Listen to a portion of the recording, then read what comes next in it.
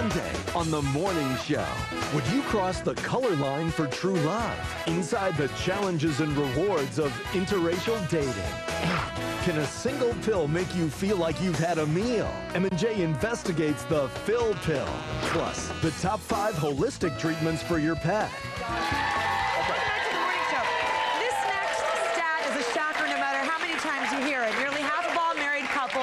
Go kaput. Yeah, leaving a lot of women wondering, is there a secret to a happy marriage? A new book says, oh, yes, there is. Some of the worst secrets married women keep are the 3 Ds. Deep secrets, dark secrets, and dirty secrets. But some of their best-kept secrets are supposedly the ones found in this new book titled The Secrets of Happily Married Women. What are the book's keys to a man's heart? We took the tips to the street to find out if ordinary people agree or disagree.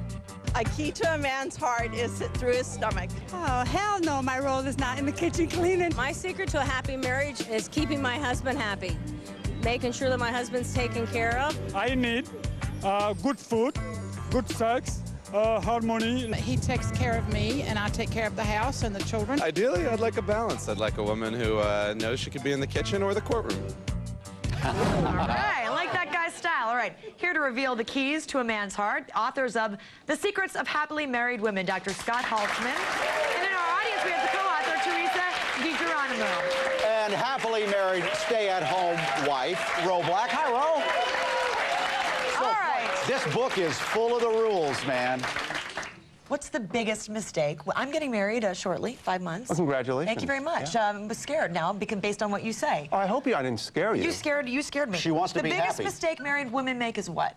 I don't like to think about it in terms of mistakes. I like to think of what women are doing right. Okay. And what women really understand about happily married husbands and happily married wives is that women need to make their husband feel like he is her superhero. And okay, you know, I can see that. He wants to make a difference in your life. And if you can help him to feel that way, you're going to have a husband that's going to be there all the time. Now, you two authors here have studied thousands and thousands of married couples. Let's get into some of these rules because the book is chock full of them. One of them is nurture your husband's needs. Yeah, sure. What do you mean? Well, I mean, men have a lot of needs that you know, women will put down, they'll disparage. They need to be cared for. Yes. They need to be they need to be acknowledged for their efforts. Sometimes they need to be right and in control. And what will happen is these are often things that women will end up having conflict over, or they'll end up trying to push their men. I'll give you an example. Okay. You know, in terms of needed to be taken care of. I work late on Tuesday nights. And when I come home on Tuesday nights, I don't want my wife to cook me a 10-course meal, but I'd like her to maybe have warmed up some leftovers so that after I get home, after working all day long, providing for her, that she's letting me know I'm thinking of you. I care about all you. right, that makes sense. You're okay with that? Well, let's say you walk into that row. I take it a step further. Okay. My husband gets a home-cooked meal every night. Every night. Do you And I'm not married to her. No. Okay, no. so you don't work. So you have...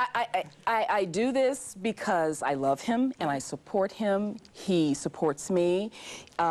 Whenever he does his exercising, he takes off his socks and he puts them on top of his sneakers so he can come back to them the next day. Well, I'll take those socks and the T-shirts and I wash them, and I like for him to be able to, when he goes back to them, to pick them up and smell them, and it's like, ooh. Well, why doesn't he just throw them in the washing machine himself? I mean, I'm not saying that there's something wrong.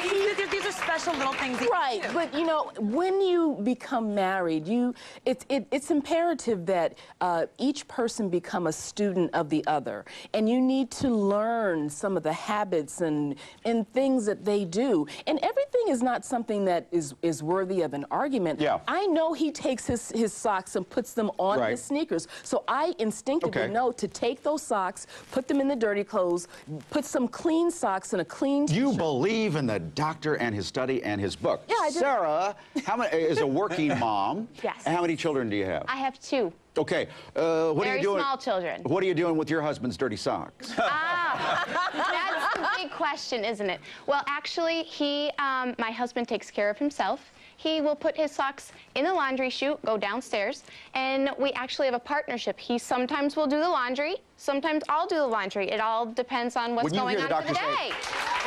You need to That's nurture. what I think. The doctor says you need to nurture your husband. How does that? What do you about think? me? I need the nurturing too. Your husband nurtures you, though, Ro, doesn't he? He does, yeah. But you know what? The implication is that women... Look at this. Psychologist Dr. Janet Taylor has joined us.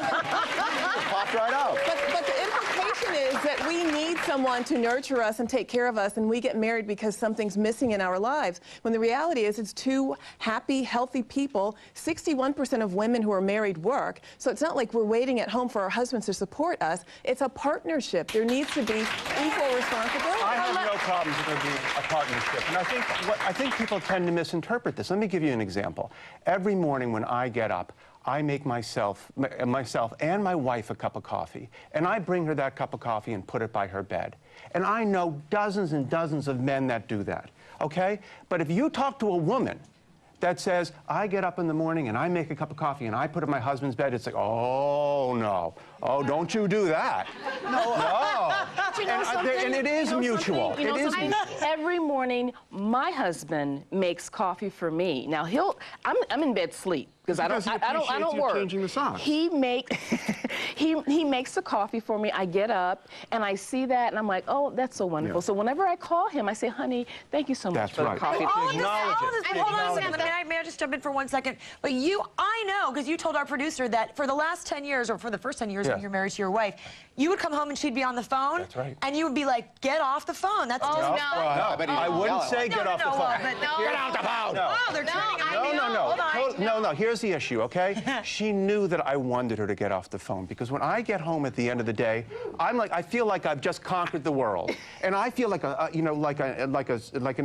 soldier coming back after war, and that's how I feel. Now, I don't tell my wife to get off the phone. But after years of me sulking when I got home, feeling like, am I even here? She gradually got to the point where she learned to hang up the phone when I come home. You're not a baby, and she's your wife, not your mother. But people need to be acknowledged. But marriage is not about manipulation. Marriage is about affection and trust and commitment. And if you manipulate someone into behaving a certain way, where does sex come into the equation? equation? Where does sex come into the equation? We'll look into his book and Teresa's book and find out.